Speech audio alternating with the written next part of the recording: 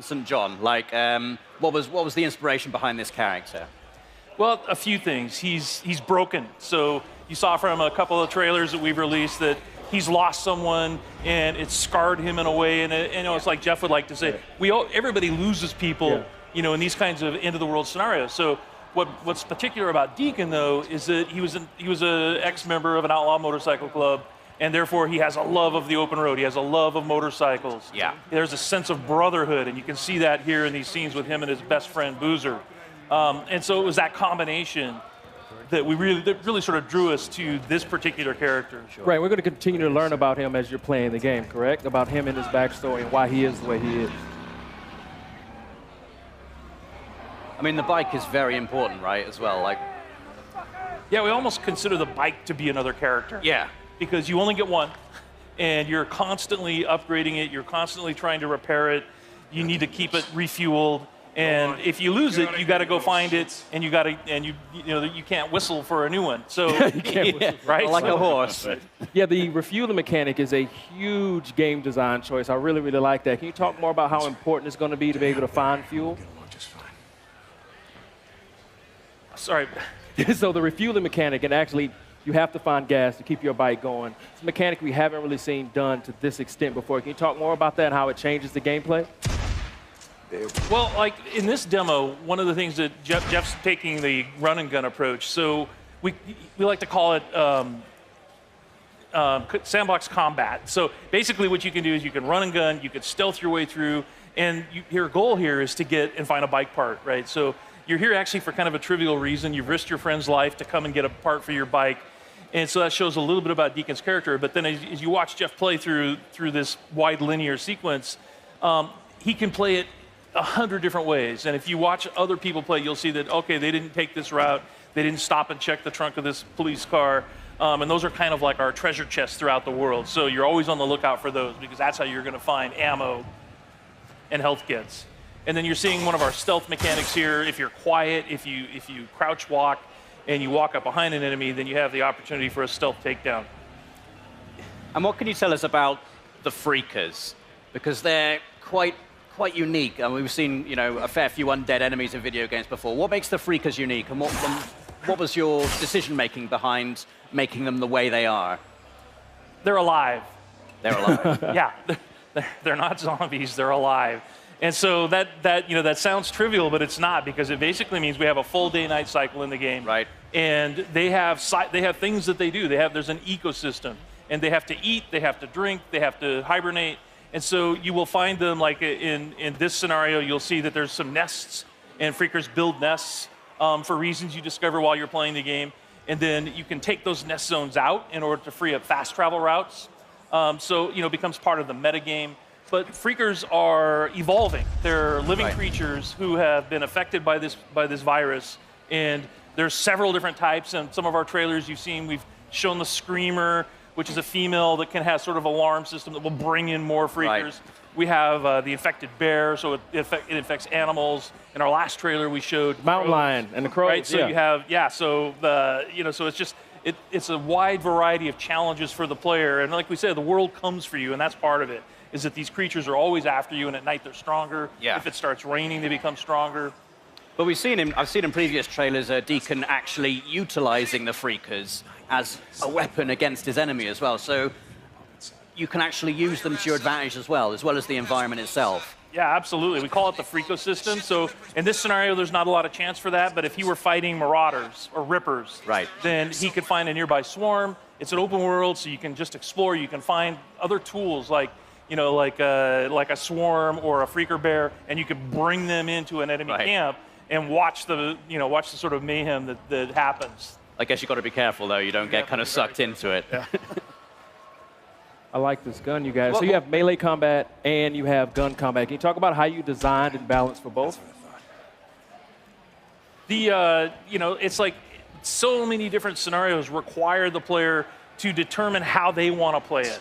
Right, so that's why we have like this full set of stealth mechanics.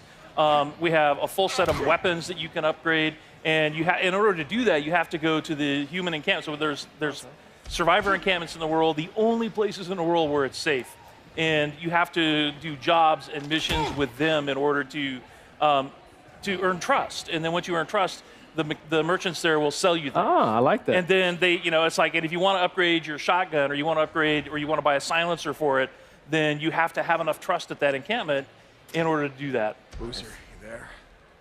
I found the part. I'm heading Oh, got the bike part. Rippers!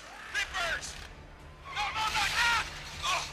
Ah, shit! He's So not this having is a the, good time. this is the inside of the Crazy Willie's truck stop, and that's one of the other things we wanted to point out is that full open world, but there's a lot of exploration in the game. All of the building interiors are accessible.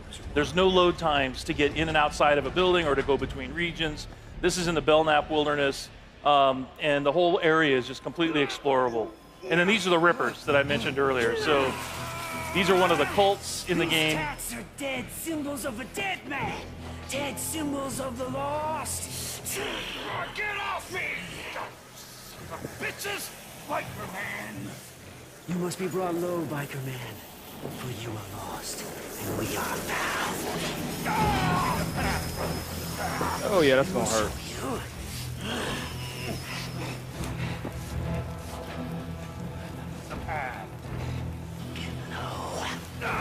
Get low!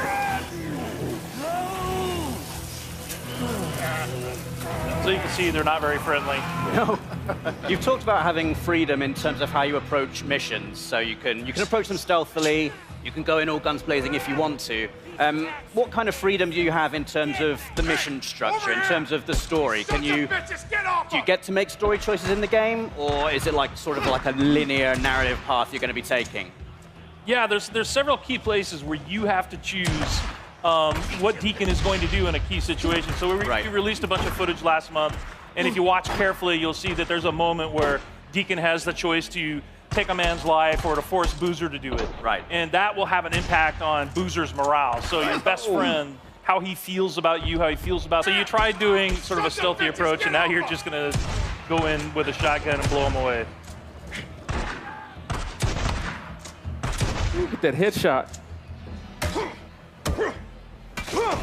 Or baseball bat, that works. Yeah. Can you tell us anything about what has happened in the world? Why are we in this post-apocalyptic situation? Like, are you able to reveal like kind of what has happened, what has led to this transition?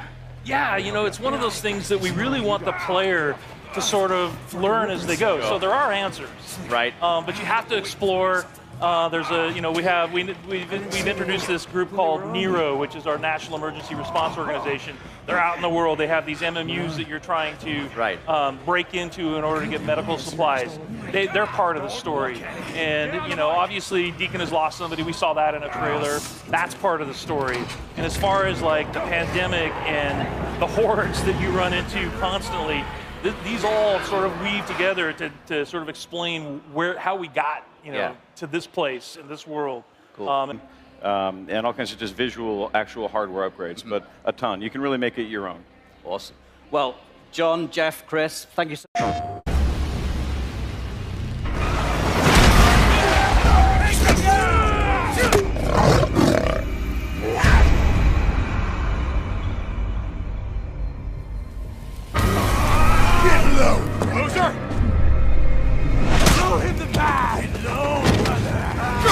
You or Boozer have a run-in with RIP the last couple of days? Why?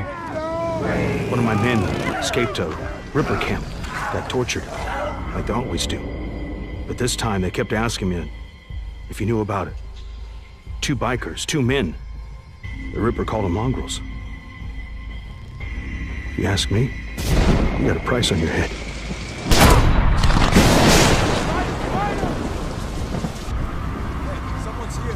You know same as me. Anything that happens here is far better than what's going on out there. Get off!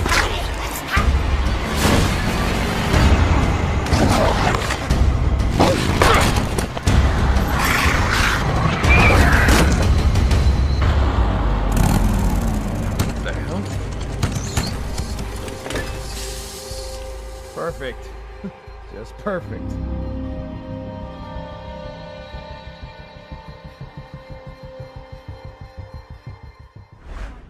PlayStation